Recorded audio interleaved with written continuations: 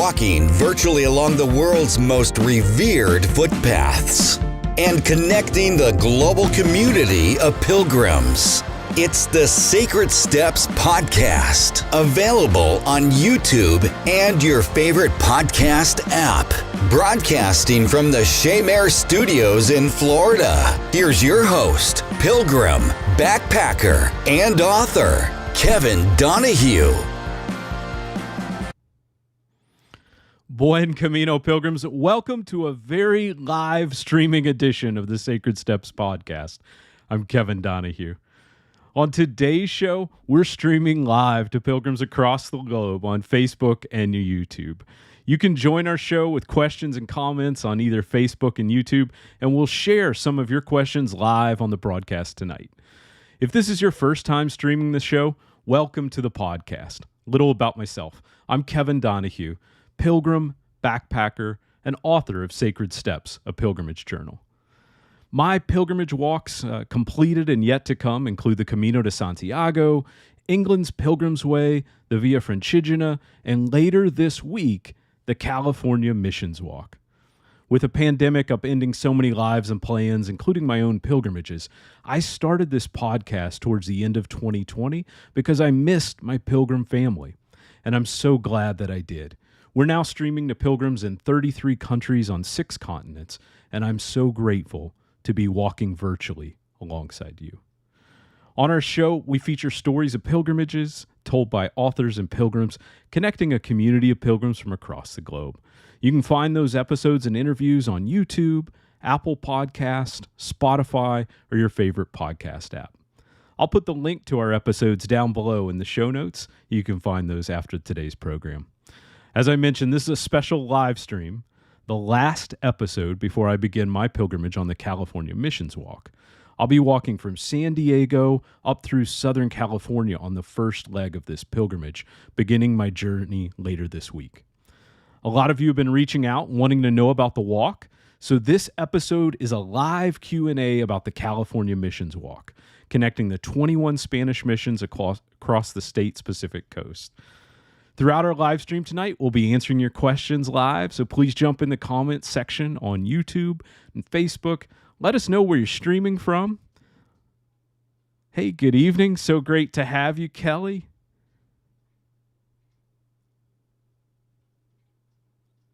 And then I also want to give a quick mention to Beth, who's starting her pilgrimage walk this week as well.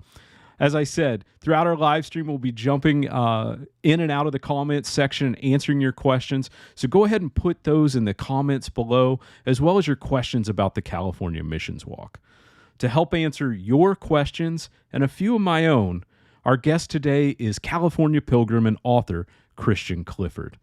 Many of you may already know Christian from our podcast episode that aired back in February. Christian completed the California Missions Walk in 2020, and his pilgrimage to the 21 missions is the subject of his latest book entitled Pilgrimage: In Search of the Real California Missions. Christian teaches history in California. He's a great student of the missions, so he's sharing his perspective as an educator, as an author, and firsthand as a pilgrim on today's episode of the Sacred Steps Podcast. All right, this is a live show. This is normally the point where we start making some edits, but let's say on with the show. Let me welcome Christian Clifford back to the podcast. Hello, Christian Clifford. Hi, Kevin. It's great to be here again with you and your listeners. Thanks for having me. Absolutely, Christian. It's so great to connect back with you. When we last spoke back in February, your book was just coming out, so congratulations on the new book. I saw it on Amazon as a paperback and on Kindle, and we're linking it tonight in our show notes. So, so glad to see that has come forward. Mm-hmm. I've gotten some good response, positive response, and I hope that it inspires people who are maybe, should I do it? Should I not? You know, it's not like the Camino de Santiago I've heard. Maybe they'll read through it and be inspired to say, yeah, I think this is for me. And it's a Camino right in my own backyard. So why not? Well, and I have to tell you, I'm so grateful for you coming on tonight, taking a little time away from the family. How is everyone? Doing well, I hope? All is well. Very No good. news is good news. Listen, in this day and age, isn't that the truth? Yeah. You know, having been on the podcast, that this live stream is very different from our pre-recorded episodes. I'm usually the first one to break or make a mistake, and poor Christian has to sit there and just sort of humbly smile through it. So we're flying without a net. A few weeks have passed since that episode. I've been vaccinated, and case rates are going down blessedly in California, and the state is opening up a little bit further, so it's now safer to be walking, and I'm beginning my pilgrimage on the California Missions Trail. We're going to be taking some of your questions live for Christian, and I've been getting a lot of questions already coming in the comments, so I thought for today's episode we might have a live Q&A with the audience, both on Facebook and YouTube, taking their questions, Christian, and tapping into your expertise for some who might be considering the California Missions Walk.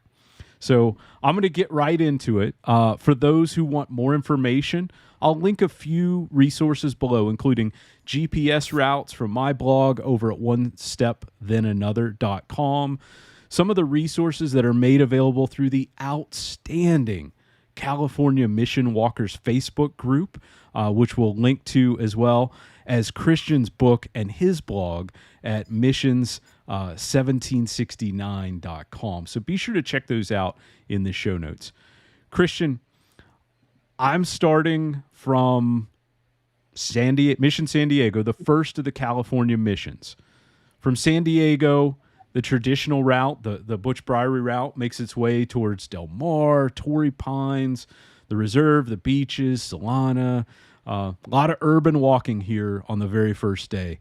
What are some tips for navigating these early days of the missions walk?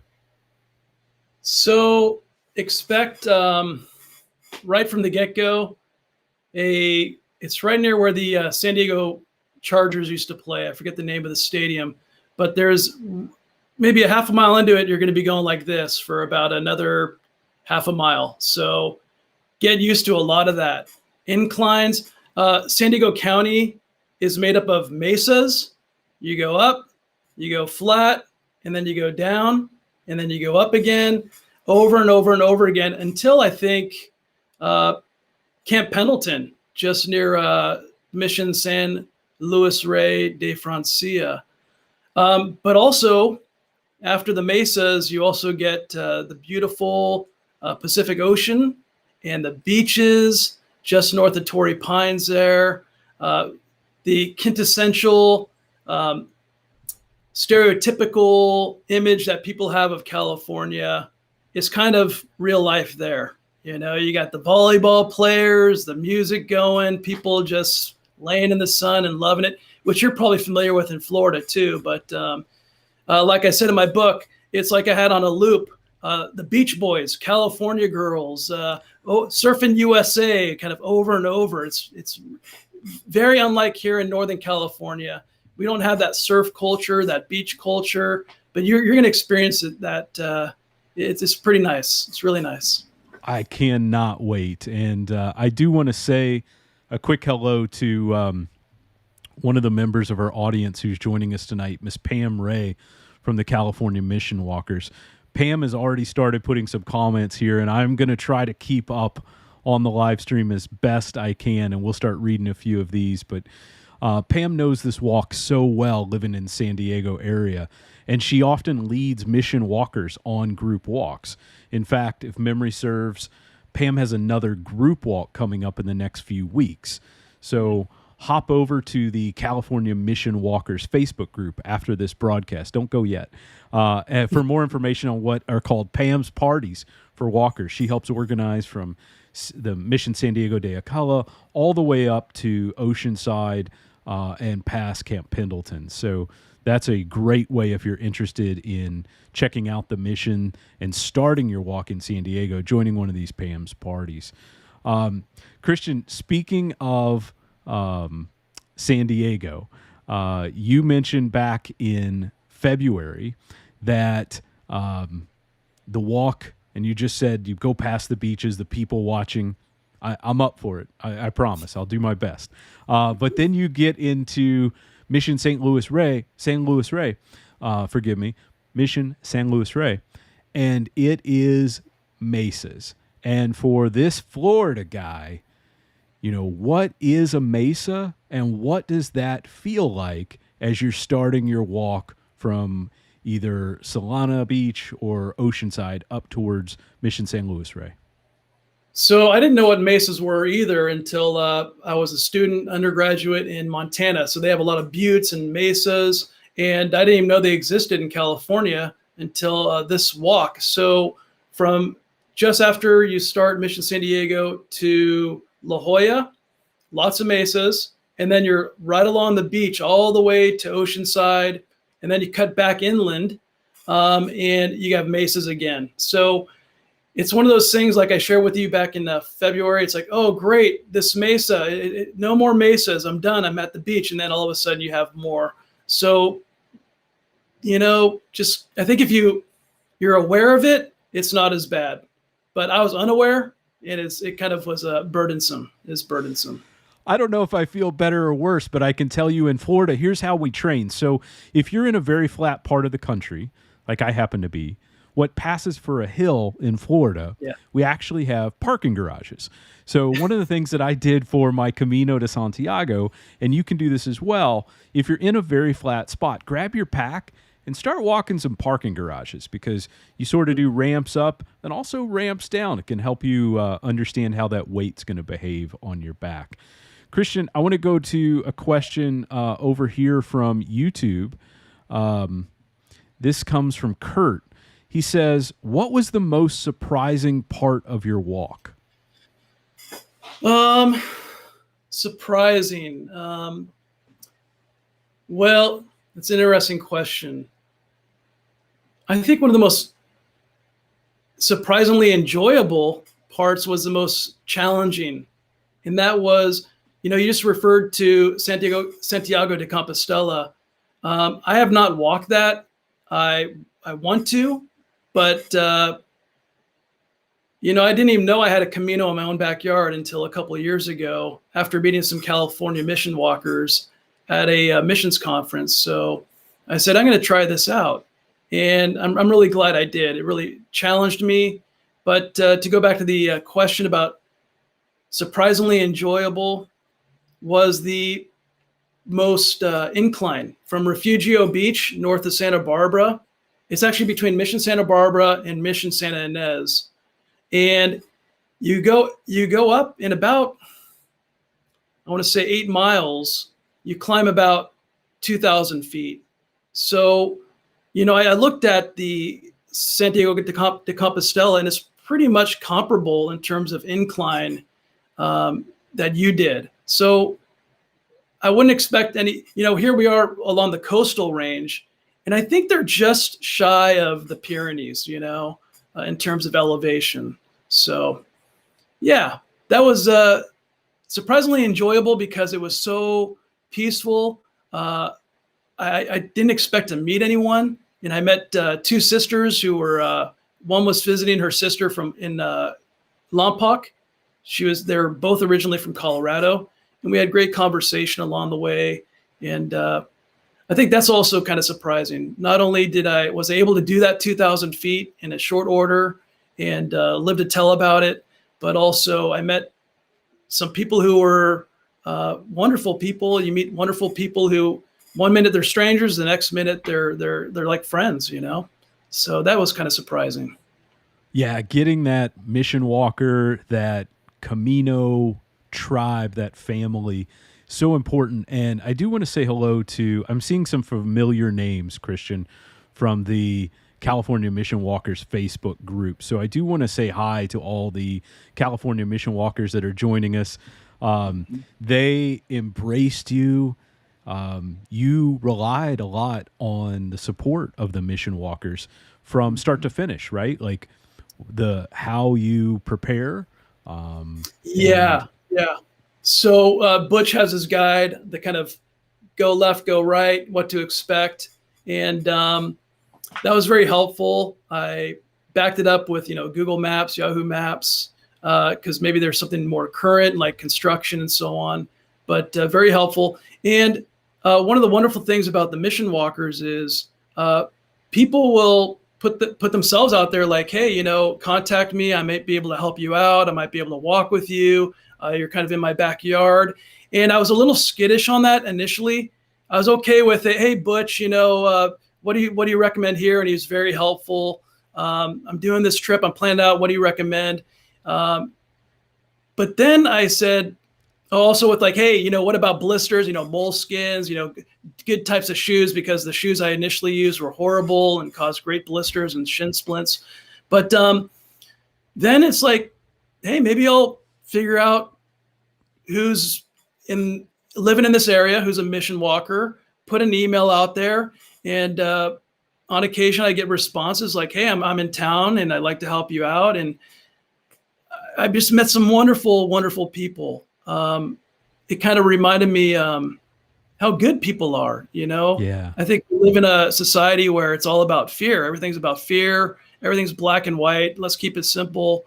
When in reality, life is complex. There's a lot of gray area, and you won't know that. You won't experience it unless you put yourself out there. You might be on the side, kind of everything's black and white. It's my way or no way, I have to say, because, I intended to be, all of us had different plans, right? Nobody had if you had on your bingo card for 2020, global worldwide pandemic that's going to make you, locked in your room watching videos all day on Zoom or what have you, you win the prize. I certainly didn't. I intended to be in England, walking the Pilgrim's Way, connecting to the Via Francigena, and we sort of had that plan. And then all of a sudden it was, well, you can't go to Europe because Europe has this new virus, right?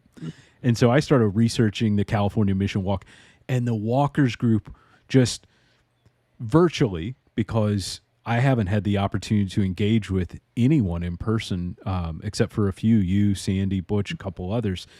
And the whole family kind of takes you in. The ones who live in California are so proud of the missions and the walk and all that's gone into this. So the California Mission Walkers Facebook group is a fantastic resource. Whether you are looking for someone to walk with, whether you're considering walking the entire distance, one of the great things about the California Mission Walk is that if you want to just go walk for a day, there's someone who wants to walk with you. And if you want to walk for a week or months, there's someone who wants to walk with you. In fact, our good friend, Christian Sandy Brown, is walking right now. He is in the course of writing a new guidebook for the California Mission Walk with Cicerone Press. And so Sandy was going to join us, and our phone line was not working this evening. But I do see some questions coming in. Some of them are pretty appropriate. I'll just throw that up on the screen. Christian's rocking the limited edition California Missions. I'm not even sure it's not a Hawaiian shirt. It's a mission shirt. So yeah, it's in the Hawaiian category though, I think. Yeah. The camp shirt. So quick question. Kelly asks, how many mission walkers are out there? And I don't know if she's talking about on our podcast tonight, because we've got 4 or 5 dozen already online, or if she's talking about those who have completed the walk. So you were one of the first 50. Yeah, so I'm pretty sure there are around 1,500 on the Facebook group from all over the world. And in the last, I want to say they started in 2012, the California Mission Walkers, I think just over 50. I was number 49, have completed it. Most do it in bits and pieces. A handful have done it in a walkthrough, like starting from San Diego, going all the way to Sonoma, or starting at Sonoma and going all the way to San Diego in one fell swoop. But I'd say about 1,500. Just looking at some of the comments, Kelly's thinking how many are actually doing the walk. At any given time, there's a lot of people out there in groups starting. And Pam Ray also reminds everyone, she's part of the community of Facebook mission walkers, stay in contact with the group and let people know when you're going to walk. That way they can offer help and also offer, any assistance, expertise. Sometimes it's good to know what's going on in a local community, and having people who will give that information is great, and great resources. Christian's up in Northern California, Pam's down in Southern California, so you get really a breadth and depth of different information. One of the things yeah, go ahead. Yeah, you referred to Sandy Brown. He's doing a through walk right now. Mm-hmm. He started in Sonoma, going all the way to San Diego. And about a half a year ago, I think he did it on an e-bike, which I thought was kind of interesting because I just learned about e-bikes and I'm like, hey, is that cheating? But no, he did that first. Some people do it on traditional bicycles. I originally drove my car and visited people along the way and visited the missions. And then I said, hey, how about walking it? That's a pretty great idea. So that's fantastic. Yeah. Pam just let us know that Sandy's actually up in the, let's see here, cross paths tomorrow. So he's making great progress, having walked all the way through, but he's been posting every day, not without some significant support from the California Mission Walkers group. So awesome job, Mission Walkers. You are getting it done for those of us who are out there and planning to be out there soon. A couple more questions coming in, and I apologize if I haven't gotten to yours yet. We are going to try to get to as many of these as possible. One of the things that the community has founded is actually a Pilgrim passport, and Karen has a question here about the Pilgrim passport. Christian, if you want to take this, is there a Pilgrim passport of any kind, like on the Camino to Santiago? And if not, can you get something stamped at the missions? Yes, you can. And I think it's available. This was put out by Martha Lopez, a member of the California Mission Walkers. And you can get them, I think, at a few of the missions carry them, and also through the California Mission Walkers Facebook group. They have a link, I think, to a shop where you can purchase it. And yeah, you can get it stamped and at the mission. I think it's similar to Santiago de Compostela. And then at the end, through the California Mission Walkers, you get your certificate of completion to make it official. So that's almost that is the California Mission Walkers equivalent of the Compostela. So great job. Congratulations. And Kelly, just one quick note. One of the admins from the California Mission Walkers group, Stephen Woody, joins us over on YouTube tonight. And he says right now there are about 10 people on the trail that he's aware of walking it, making daily progress on their through walk. Spring weather is a good time to start the mission walk. And, California is known worldwide, Christian, as having the great weather year round. You did your mission walks in different sections of the year. Did you have a favorite time? So I have a least favorite time. That counts, the summertime in Central California. Yeah, avoid that. So we're in a drought. We've been in a drought for some time. And in my roughly 800 miles of walking, I was rained on once, just north of Camp Pendleton. And it was more of a annoying drizzle than a rain. I did take shelter for about 10 or 15 minutes, but that was really it. Like I said, Central California summertime is horribly hot. My brother and he did a section with me between King City in Mission San Antonio and Mission San Antonio south to Mission San Miguel. And we had it planned out in, I think, the last week of May. And the temperatures were, maybe it's early June, first week of June, they were triple digits. So he said, hey, let's pause on that. I think, and we'll take a look at the weather the following week. And it did cool down a little bit. And we hit the ground running. I would say it was doable, mid 80s, but it wasn't triple digits. So another concern in terms of weather wasn't rain, but winds.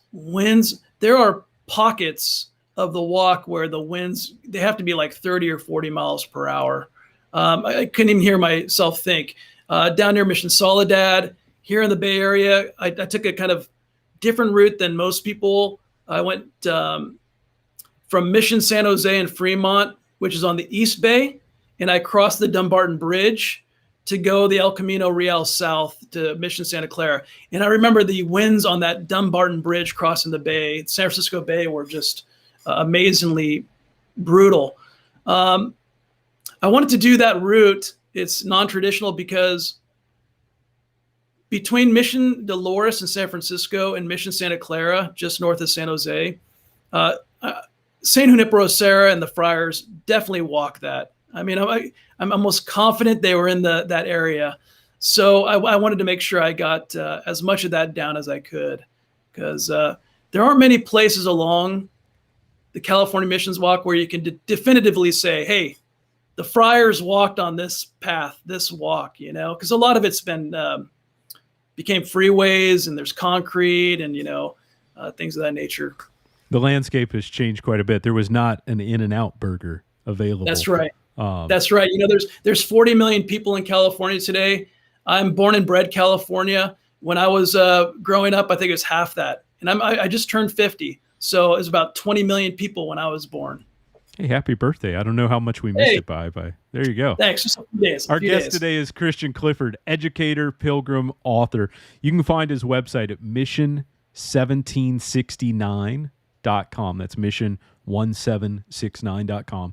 And his book's on Amazon in print and Kindle ebook formats. I'll include links to his website and his latest book, Pilgrimage, In Search of the Real California Missions, in the show notes below. If you know anyone who has a copy, go ahead and put it up on screen right now. Okay, good. Yes, we've already got some in paperback. There we go. Let's jump back over to some of the questions from the live stream comments. Here's one. This is going back to the question, Christian, about the stamps. So maybe some insight here. This is from Linda. She's getting ready to start her walk later this week as well. So Linda asks, if the missions are closed, where do you suggest that you could get your stamp for your passport? So what I'd recommend, and you might want to contact Stephen too, because I think there might be, if I recall, some have multiple, like maybe Trail Angels in the area might have multiple to help you out. I remember Karen in King City. I stay with she and her husband John for a couple of nights, and she had multiple stamps to help people out, because sometimes you get there and it's just closed. I remember when I went to Mission San Diego, it was like 5:01. They sell all my books, and the manager knows me, and they're like, sorry, we can't open because we already did the security. So I had to go back there on a separate trip and get it stamped. But I'm pretty sure that if you contacted the mission gift shops, they'd probably do a paper stamp and send it in the mail for you. And you can tape it on here. I had to get creative with that in a couple places. I still actually have a few I need to still get because the gift shop was closed and nobody is around. Sometimes you can go to the parish office if they're open. That helped me one time at Mission Santa Ynez, and they did like their official, their embosser, embossed. Yeah, I was going to suggest that, because one of the things I found when I was trying to plan for last year and postpone my trip was that reaching out to the parish office in addition to the mission can be a real asset, because just to give you some example, some of you may want to make this a very spiritual journey as well. And so the mission may have resources available, but the parish may also be able to do things like a blessing upon your arrival or departure for your passage. And that really makes for a special part of the California Missions Walk. We're seeing a lot of questions come in. A couple notes on Christian's book. You got some fans out here. Marion also loves what you did with the cover. So thank you. Great job. I have there. A talented illustrator, Kelsey Lansong. She's great. Thanks, Christy. I see you there. One of the ways that actually, let me grab another question here. And I apologize. The questions are coming in very quickly. So if I don't get to all your questions, we will definitely put answers down in the comments below. Christian and I can go through on this post on Facebook and YouTube, and we'll post answers to all of your questions as we're going. Christian, one of the questions that was sent in on email talks about the way that this walk is different than the Camino de Santiago. And one of the ways that it differs is, unlike the Camino, the California Mission Walk does not have an established system of pilgrim accommodations like the albergues that you would find in the Camino in Spain, in France, the gîtes, even in Italy. That said, California is one of the world's most popular tourism markets. So instead of albergues, pilgrims will want to take advantage of the variety of hotels along the walk, shared rooms, or spaces like you would find on Airbnb, or accepting an invitation from local ambassadors like the California Mission Walkers. I do want to point out, and I want to get your perspective on staying with some of the Mission Walkers and how your travel went. But let's do that now. Who needs an edit button? See, Christian, we're flying on this. You stayed with several of the Mission Walkers. Yeah. What is that hospitality like, and how does that impact the personality of this walk? Well, can I speak to your just the general topic first of all before I answer your question? So it really depends on the person and their finances, their desires. Like some people do 3-4 star hotels. Some people, 2-1 stars, Motel 6 kind of thing, just kind of meet my immediate needs and let me a bed to sleep in and shower and clean up. Some people like camping and, bringing a tent with them. So I kind of did all the above, and I only had to camp under the stars once, and that was out near Mission San Antonio de Padua, which is the most isolated, off the beaten path, and really, I think, beautiful and authentic missions. And that's in Central California, just next to the Fort Hunter Liggett Army Base, which is a reserve base. Used to be owned by William Randolph Hearst. And so if you're a veteran, you can stay at the Hacienda, which is located, it's Hearst's old ranch house. But you need to get access to the base through the military. But anyways, staying with the ambassadors was the best. I mean, like I said earlier, I alluded to, you put yourself out there and, kind of like, hey, this is not what I'm accustomed to. But once I kind of got past that initial awkwardness, fear, I guess, of trusting my neighbor, I was blown away. I mean, just great conversation, very hospitable, helpful. I referred to the Jernigans earlier. Their knowledge of the local history really added to the walk, because I'd driven by that part of California on multiple occasions, but it's kind of a blip in the rear view mirror. Jerry down at Gardena in that area in Orange County, he and his wife were great. Lydia and Joseph out near Joseph is one of the original walkers. Even before there was a Mission Walkers group, he was doing this. He had one of the best stories ever. But anyways, long story short, extreme hospitality, wonderful people, salt of the earth. But I do want to share Joe's story real quickly. He said, this one time, this was before this whole network of California Mission Walkers existed. He said he drove to an area he had to walk, pulled over, got out of his car, started his walk, and got to where he wanted to go. But then he realized he had no way to get back. And he ended up calling. There was no bus, I think before Uber, no cabs. And he ended up calling a local pizza restaurant that was near his car. And he said, "Hey, I got to order a pizza. Can you bring it out here? I'm located here." And the guy came and brought him his pizza. And he says, I don't need this pizza. You can keep it, but I need to ride back to my car since you're going back to the restaurant. Now hop on in."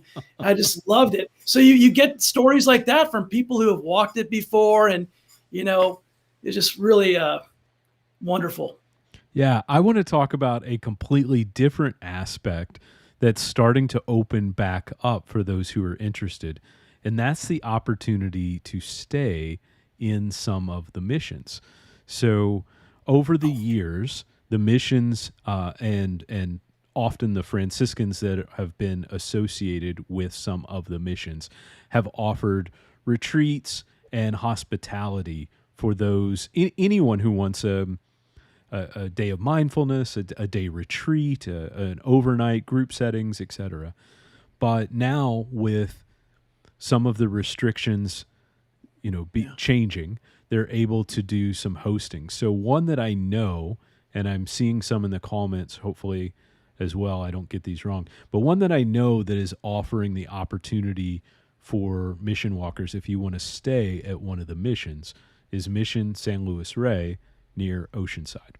So they have the ability to host about 30 individuals.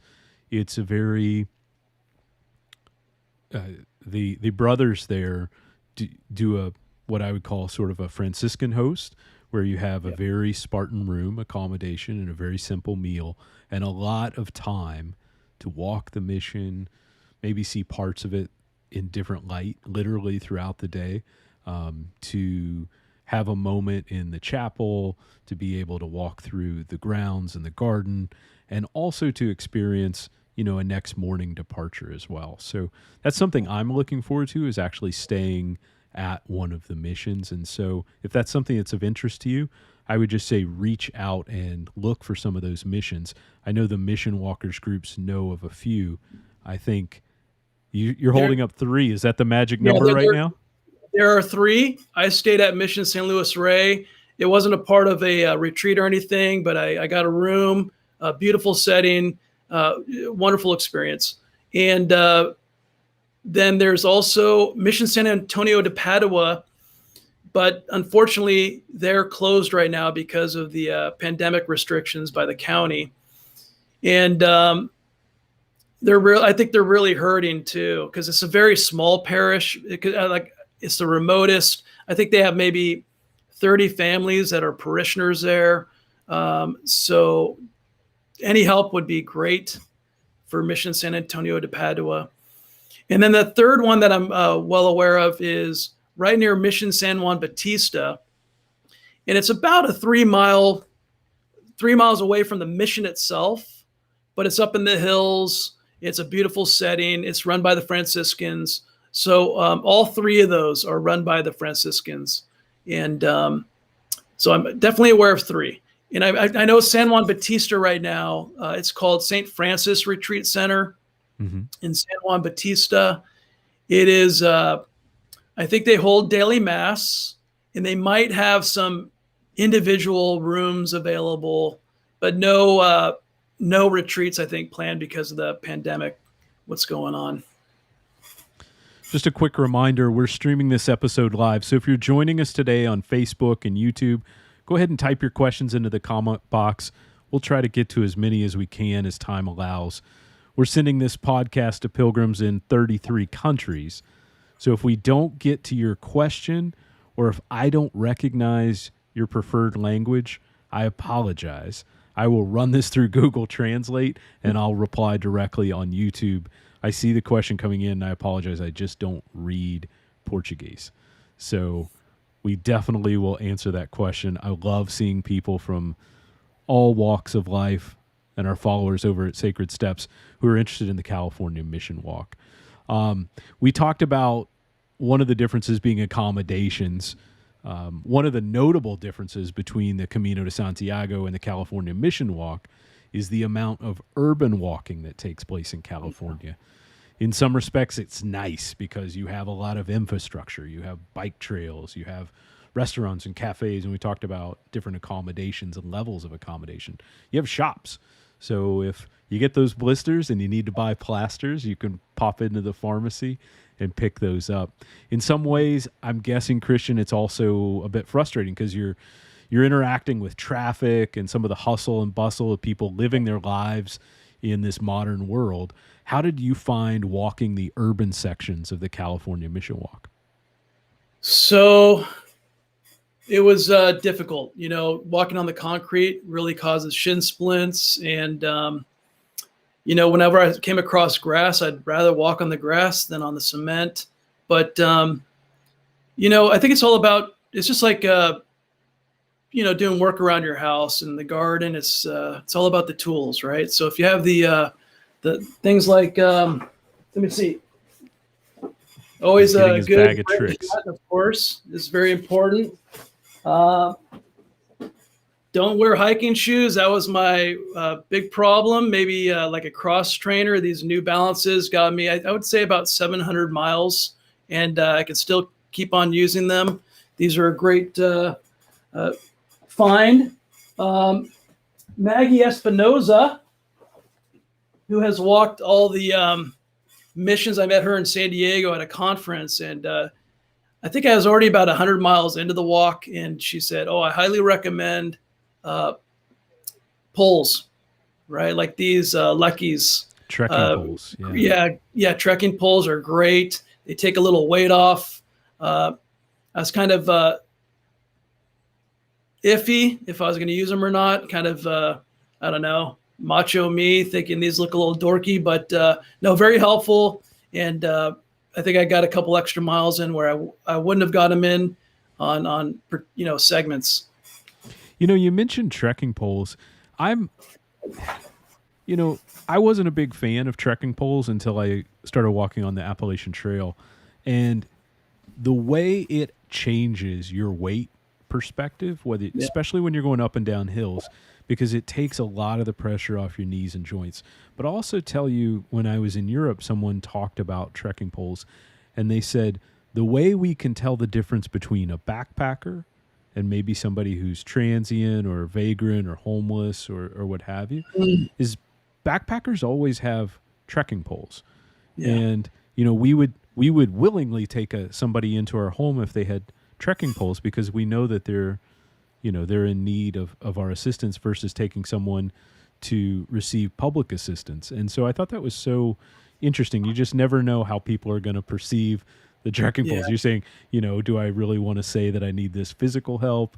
Other people saying, hey, that must be a hiker because they have trekking poles. Yeah. And then, if you don't have any pepper spray for unwanted animals, this is a good thing to keep them at bay. There you go. Christian, another way that the California Mission Walk is notably different from the Camino, it is not waymarked at all. I've uploaded some GPS routes on my blog that anybody can download, and actually Butch and Sandy Brown and some others have been sending in their GPS routes, allowing me to make updates and changes, which is fantastic. But you can get maps out there. We mentioned Sandy's doing an updated guidebook. In terms of just making your way from mission to mission, how did you navigate, and what tools did you find to be the most helpful? Oh, of course, Butch's guidebook was great, very helpful. I'd communicate with him with questions. He was very responsive and helpful. Google Maps, too, as a good backup. But, expect the unexpected. I remember in Butch's guidebook, it said just south of Atascadero in Central California that, you need to cross the Salinas River, and it depends on the time of year. It might be trickling, it might be rushing, and there's really no alternative except for things he highly recommends you don't do, and that is go on a train bridge or the highway. Even though there's a few miles of the missions trail that you have to go on 101, and it's legal. It's about maybe 10 to 12 miles. But when I got there, it was in between rushing and trickling. And I said, well, what the heck am I going to do? It was about at the deepest part, it had to be about 4 feet deep.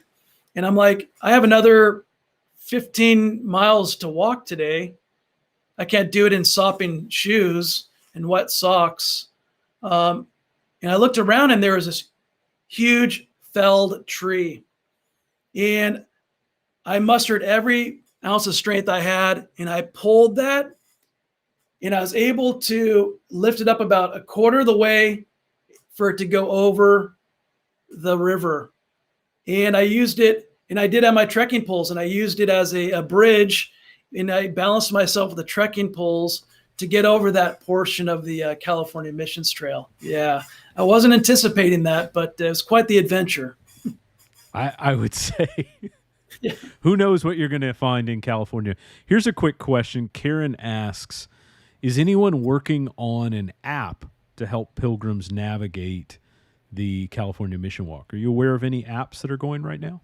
I'm not aware of any apps, but I think yours is the closest thing we get to the technology, your GPS. I mean, that's okay, really let's just tap the brakes there on the whole yours thing. I want to just say, for very publicly, as many times as I can repeat it, all I am doing is aggregating the steps of others. So I took Butch's route from the guidebook, and I actually put it into Google Earth and went through the process of mapping out where Butch's book says take a left at the stream or turn right near the dumpster by the state park or what have you. I kind of took that whole thing and put it into Google Earth and the GPS routes. So it's good. It's pretty good. People are saying that it's helpful, and I really like that. But it is a GPS track. So if you're not familiar with grabbing a GPS route and plugging it into an app like Gaia GPS or Maps.me or Google Earth or something like that, it can be a little frustrating. So I know that some people have actually reached out to me, and I am happy to help you in any way I possibly can.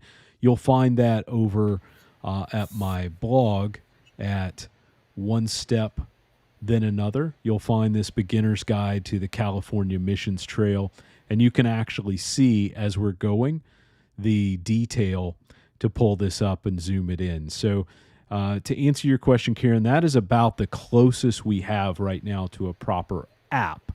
And it is very much a work in progress. So if you're walking, please give us that information. If you can share GPS routes, because I'm aggregating them. I know that several sent them to me last year. I appreciate it. Pam Ray just popped on. She said she stuck to Butch's guidebook, which is very important.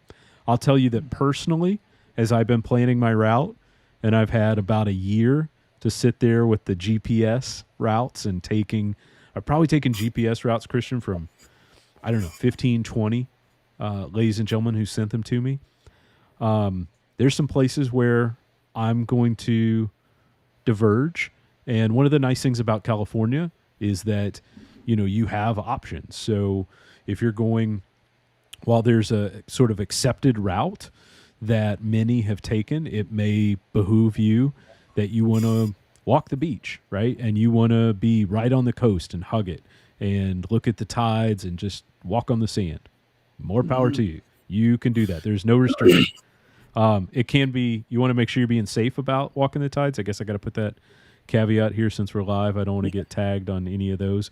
But I think there are also some opportunities here to look at the routes, and really interested in doing it myself and being firsthand. And then, as we said, Sandy Brown is working on a new guidebook and providing some of those as well. So he's walking the entirety in what is the downhill slope from Northern California to Southern California. And then he's going to bike it back from San Diego back to San Francisco. And that way he's got a good feel for all the mileage, all the routes, any changes that we go.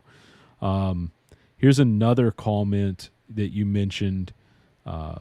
This is from Pam. She says, definitely wear the trail runners because that is definitely a much more comfortable route than hiking boots, right? I think you and I both agree on that. You mentioned Absolutely. I don't Yeah. want to plug a specific brand, but you Yeah. what do you wear? Oh, they're New Balance. New Balance? I forget Okay. the name. I make a reference to them in my book, the specific name. I But going back to your other point real quick about diverging from Butch's Mhm. guidebook, he's done it multiple times. So he's really the godfather of it all. But I did look at one because that Mission San Miguel to Mission San Antonio to Mission Soledad is kind of renowned as the remotest, most isolated, and challenging for a lot of people. And I looked at San Miguel to Mission San Antonio, and I said, hey, his route goes south again from Mission San Gabriel, and then you go on this, or loop this up. You kind of hug the shore of this lake. I think it's Lake San Antonio, and you go up. And I looked at the map on Google, and I'm like, hey, you can just go north from Mission San Gabriel, and then you catch just north of Bradley. I forget the name. You can catch the north end of the lake, and there's a road that goes all the way out. And you save about, I want to say 10 miles. 8 miles. Yeah. It's a good distance. Yeah, 8 or 10. So it's a bad idea, so right? I'm like, yeah, it's a good idea, right? Exactly. So Butch said that he knew of somebody who did do it. So he put me in contact with her, and she was helpful. And long story short, I know why he plays it conservatively, because I had to end up walking. One, you get up to a private property, and there's no way in hell I'm going to go into that private property and maybe get shot. And probably a good idea there. Probably a good idea. And then, so what I had to end up doing was the Jernigan's, God bless them, came all the way down, picked me up, and took me about 2 miles south, the next exit. I didn't know if it's legal or illegal to walk on 101 there, and they dropped me off, and I continued on my way. They're so, I can't thank them enough for doing that, because I only had like 8 miles left to get to to the next mission. And I ended up having to walk, I'd say, about 5 miles along the railroad tracks, which is also not a good idea. But I didn't have much of an option, and I knew that the trains didn't run very often in that part of the state. I saw the one Amtrak went by me near Bradley when I was on a road. I was off but that's very bad on the knees, on the ankles. It's bad for many different reasons, of course, safety first. But I ended up doing it because I really didn't feel I had an option. So Once again, Butch's guidebook is your safest bet. And sometimes you say, I'm going to diverge, and you think it's going to work out. And, things that happen that you might not be aware of.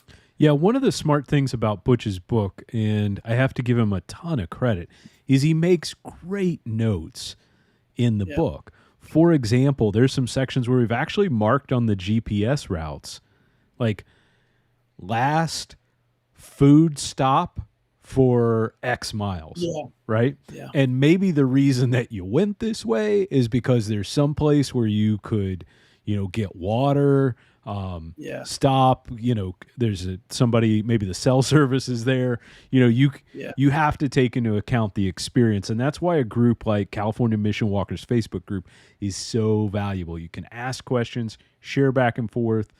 I have asked, I don't know what the record is. Stephen Woody, I think, was on earlier. I'm not sure if he's still on, but I don't know what the record is for dumb questions, but I think I know who the record holder is. So as we go through, let me just say the only bad question is the question you don't ask. I have put that to the test. Pam asked on here, Pam S over on YouTube, asked about the trail runners, and I just wanted to come back to that, Christian, because I've done it a lot of different ways, and I have fallen in love with a medium to max cushion shoe, whether that is something with some lugs, like an Ultra Olympus or an Ultra Temp, or whether that's something without, like what you call a running shoe almost. I'm not a runner. People look at me, they can probably tell. that guy doesn't run. You're right, but I do wear running shoes. Brooks Ghost is a great running shoe. Anything with a max cushion, because you spend that much time on asphalt, you can not only have blisters and hot spots just from, shoe system needing to upgrade, but also, stone bruises or anything with your metatarsals, the ball of your foot from that constant asphalt day upon day, and also the heat of the asphalt can start to really wear down underfoot. So if you've got a hiking boot or something like that, you want to be really careful using that on asphalt, especially for an extended walk. So I had to hike, I think 2 miles on the entire trip. I hiked, it was just between Mission San Fernando and Mission San Buenaventura. There's a little portion there. It's called, I think, Corriganville Park. And I ended up hiking. I actually used my hiking sticks, my poles, just like, to go up this pretty good hill. So, but most of it is either you're on a dirt path or you're on asphalt. Yeah, I think trail runners are definitely the way to go out there. That's a really strong recommendation for me. And that's what I'm doing. So if it doesn't work, I'll definitely let you know. But that's tried and true on all of my walks, is to try to wear something that is breathable, that gives me max protection underfoot, and that I'm very comfortable with. Don't use this walk to break in your brand new shoes, right? Like, make sure that you're comfortable with them. And as far as a shoe system, because I'm seeing some questions here, and I don't understand all of them, so in the interest of time, I'll just say, somebody asked, what's a shoe system?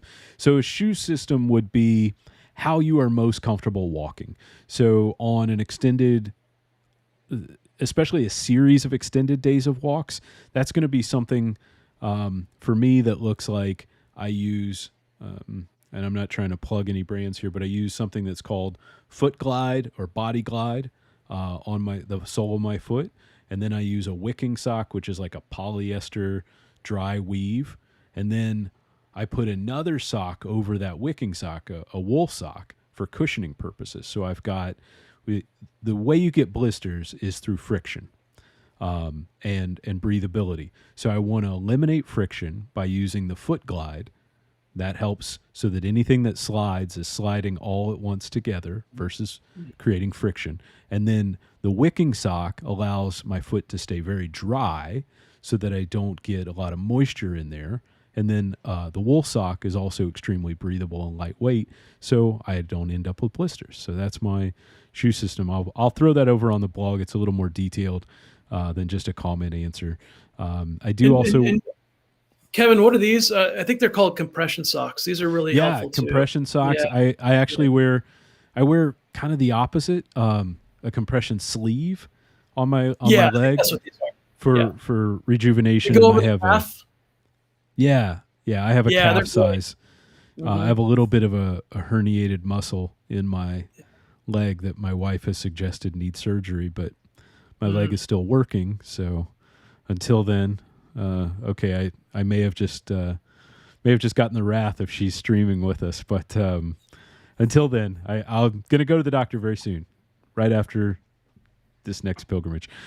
Question that came in, and I just want to get your input because you've written your book about a south to north walk, and you've also done some north to south walks. So you've got some experience here, not only in how the missions were formed, but also how you've completed your walks.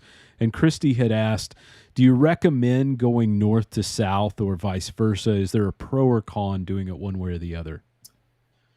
I don't think there's a pro or con. It depends on the person. I think a lot of people, they enjoy doing it from San Diego to Sonoma for the simple reason that Mission San Diego was the first founded of the 21 missions in what is today the state of California. And the Mission Sonoma is the last. So you start at the first and you end up at the last. However, keep in mind the 19 in between, it wasn't like St. Junipero Serra said, okay, Mission San Diego is founded. Let's find the next one north and the next one north. It didn't work out that way. The second one founded was Mission Carmel. So that's 500 miles to the north of San Diego. And that was his headquarters. So in my book, I do, for ease, for the person to kind of follow along, I start at San Diego and end at Mission Sonoma. And a little disclaimer, I noted early on in the book that I didn't do it that way because I'm from the San Francisco Bay Area. I actually started at Mission Sonoma, and then I made my way south. But I was very practical about it. Like when I was on vacation with my family in Pismo Beach, south of Mission San Luis Obispo, I walked that part of the trail. And I actually have a map. You can see it right over my left shoulder here, right back there, where it's an old school map. And I said, okay, I did these 25 miles and I wrote it. So I eventually met my going from the north and going from the south. I know this is anticlimactic, but I actually ended up finishing the California Missions Trail just north of the city of Santa Maria, not even at a mission. So I joined, does that make sense? In the middle, basically in the middle. Yeah, where you were kind of making a track. And we talked about this in the podcast in February. And, I guess, let me plug my own show, I guess. Go listen to Christian Clifford's episode of the podcast, because he talks about coloring it in as you go. And great sense of accomplishment as well, because Karen had asked, what's the distance on this route? This is a considerable route, right? How many miles in total, Christian? 800. Most people do it in 800. I did in, I think, 782 to be exact. I do say 800 because I ended up doing to an Assistencia, which is in Pacifica. Because I don't know if you're aware of Assistencias were like helper sub-missions of the larger missions. So they'd have like a ranch in Pacifica and a little chapel to hold mass on occasion with the neophytes there. And so I did from San Bruno to Pacifica over the beautiful coastal range there. And I think that was about 12 miles. So I add that to my total to make it near 800. Yeah. I don't want to be like a cheater, seen as a cheater or anything like that. But let me tell you, this is one of the 800 miles. Yeah, and it is one of the most challenging routes that you can have. We talked a little bit in your episode about just the topography of California, right? Because we're talking mountain range, and then a scoop, a valley, and then a mountain range, right? That's that's kind of the east to west topography of California. And it goes, you talked a little earlier about Refugio going up, just like you would crossing the Pyrenees at Saint Jean de Pied-de-Port. Yeah. But also just the variety of distances.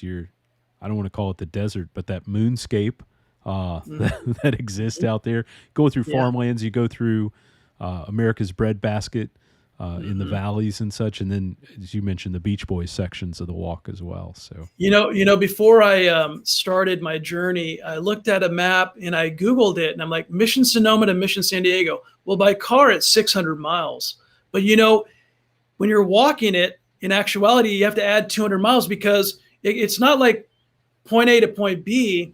It's like this. I'm sorry. Like, how can I? Like this, like that, like this, to go from one to the other. You can't take the 405, can you? Yeah. Say again? You can't just take the 405 and you just can't take the 405. You just kind of start and end. Great point, Pam. Pam says you start and end anywhere just as long as you keep going and you connect to all of them. That is the essence of the California Mission Walk. I want to say another way to visualize the distance is you can take a string of your mission journey between all the missions and you straighten it out, and it's literally from the California, USA, Mexico border all the way to the Oregon border. If you're just to kind of straighten it out. So that's about 800 miles. That's what Incredible. You're doing.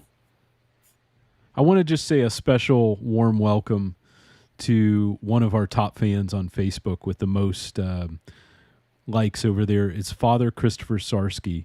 He's an American pilgrim whose story I've enjoyed following and connecting with through Facebook. He's actually planning to do the Camino de Santiago soon, COVID willing. And I just want to send him my best wishes. And I know that he listens to the podcast. He enjoyed your episode, Christian. And so, Father Chris, I just want to thank you as you continue to dialogue with me back and forth. It's so nice to be connected with each of the pilgrims. Just a quick reminder, we are streaming live, so you can get your comments in over here. I have missed a lot of them. I apologize. I can only see about 30 comments at a time, so I know I've missed about 6 pages of comments. We will definitely be answering those in the comment box below. Christian and I will both take some time. I just volunteered you, Christian, to help answer some of these questions as they come in. We've talked about a couple sections tonight in terms of just sheer beauty. Is there a section or day that stands out to you as being one of the most beautiful sections, Christian? Well, I'll go back to Refugio. I mean, that 2,000-foot incline, and I want to say about 8 miles. And it was really noteworthy because the mist at the top was so thick that the condensation got on the trees and it fell to the ground as if it was raining.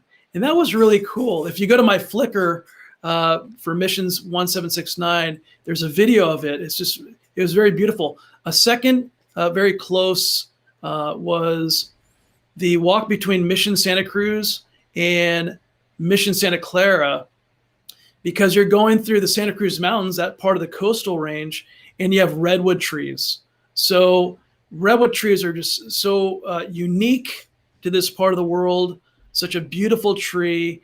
And they recently had a pretty big fire. You know, like I said, I'm from here, the San Francisco Peninsula, and I don't even remember a fire ever in my lifetime in the coastal range here in my backyard. And this past summer, they had one. So on top of the pandemic, they had fires down there. So I'm hoping that the route that people take, the California Mission Walkers, the beauty wasn't impacted too much, so that you can enjoy it too. The redwood trees are amazing. I won't get to make it that far on this trip. I'm walking San Diego to up through Southern California on the first section of my California Mission Walk pilgrimage. But that is a just dream section for me. I have never been to see, as many times as I've been to California, I've never been to see the redwoods, and to walk up in that section and go through that area, that's a bucket list for me. Let's go rapid fire, little question and answer style, Christian, as we get maybe towards the end of our episode tonight. So here we go. Favorite mission? I'd have to say Mission Carmel, for the simple fact that Saint Junipero Serra is buried there, and it's a shrine, and it's a very powerful, spiritual place. Let's see here. Best food on the California Mission Walk? Oh boy, that's a great one. Actually, stayed at a Motel 6 in Atascadero on my first day of 2 days between Mission San Luis Obispo and Mission San Miguel. And right down the street was a little Mexican hole-in-the-wall restaurant. Had a great burrito, had a beer, and I slept like a baby. I am so glad that you said something other than the Motel 6. I was a little worried that this was going to be... It was a nice Motel 6, though, I'm telling you. I found some food in my room, and... All right. Must carry item in your backpack. Moleskin. Oh boy, it's a close. Moleskins and some tape, of course, to put between, because that friction you referred to, and Advil. Advil is wonder drug. It's a wonder drug for aches and pains. I can tell you in my hiker group on the Florida Trail and the Appalachian Trail, we call that vitamin I. Got to get that ibuprofen. So vitamin I. What's the one thing that you regret carrying on the walk? Oh boy. Anything you wouldn't pack next time? Nothing comes to mind. So little day pack, piece of cake for doing a day hike. And then I doubled up on that for when I was able to get 3 or 4 days in. You get about 3 or 4 days here. Very sparingly did I select things to put in here because, of course, water is the number one. And I used the water from the water bladder from the day pack with this one, which is bigger, on longer walks. And I was able to get, I like telling people this when it comes up, like, wow, what's the longest distance you did? Oh, I've done marathons before. No big deal. Well, I didn't run them. I walked them. I did 4 individual days of 26 miles or more. And those 2 bladders really helped. So I did have a battery pack, which I think was too big.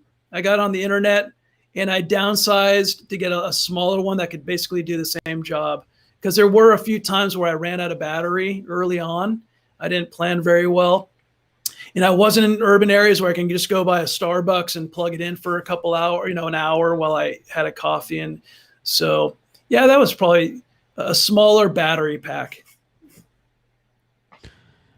For those who may be listening online, Christian was holding up a small day pack, and then I think, I'm sort of a pack junkie, Christian. So I think also an Osprey Manta hydration pack. So that Osprey Manta you were holding up, I think, is a 34 liter. You didn't hold it up very long, so I didn't get the number off. Yeah. Did I get it right? The bladder's in my garage. I just want to encourage everyone, if you're thinking about doing these walks, especially the California Mission Walk, there are some areas where you may need to camp. But there are a lot of areas where the resources are plentiful. And so you don't have to pack as if you're walking the Pacific Coast Trail. You don't have to pack like this is the Appalachian Trail. A day pack size backpack with small sundries, your essential clothes and gear, 34, 40 liters is probably the largest type backpack you want to take. If you need to take your camping gear, there are some areas where you need a tent. There are some areas where you need a sleeping bag and a cook kit and some of those.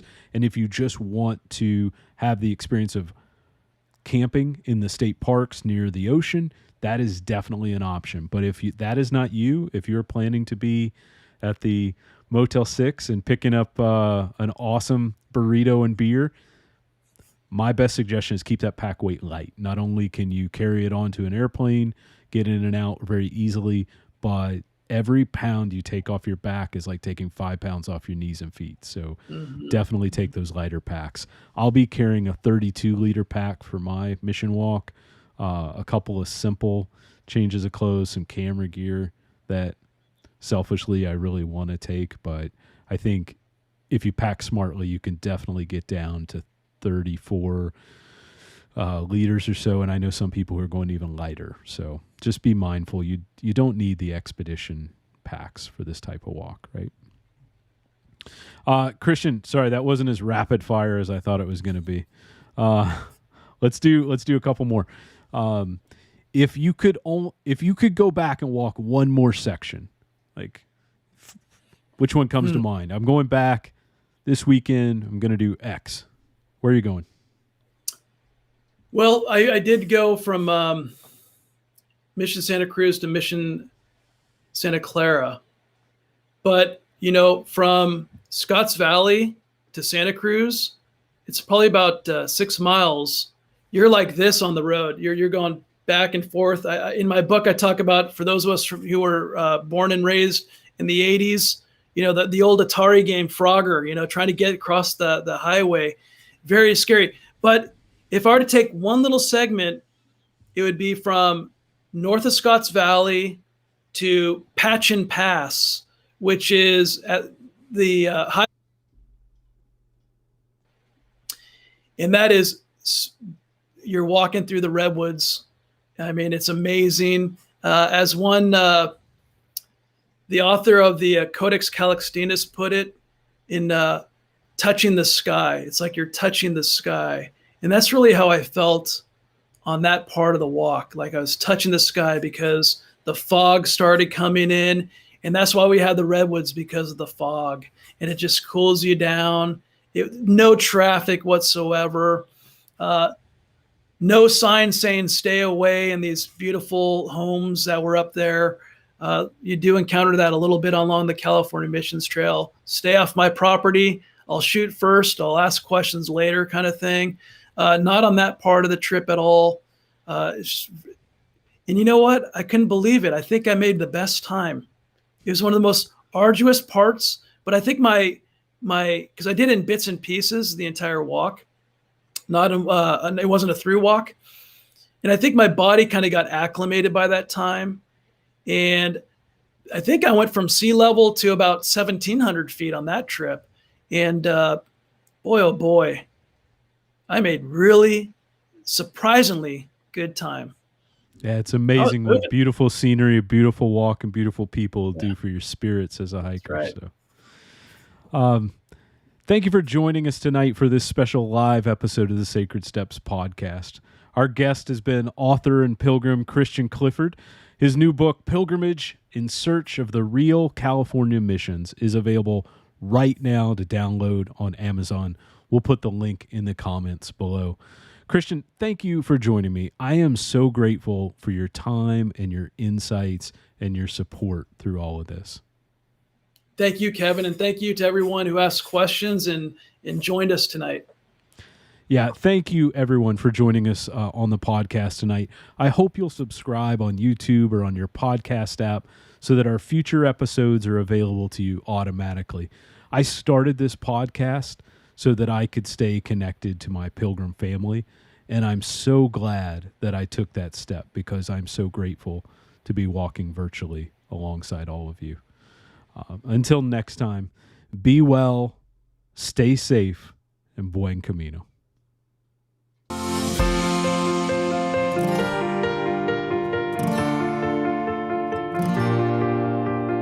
This has been the Sacred Steps Podcast. Visit sacredstepspodcast.com for episode notes, links, or to contact Kevin. Watch us online on YouTube. We read every comment. Please add your review and feedback. Before you go, tap subscribe to have episodes added to your playlist. Until next time, buen camino.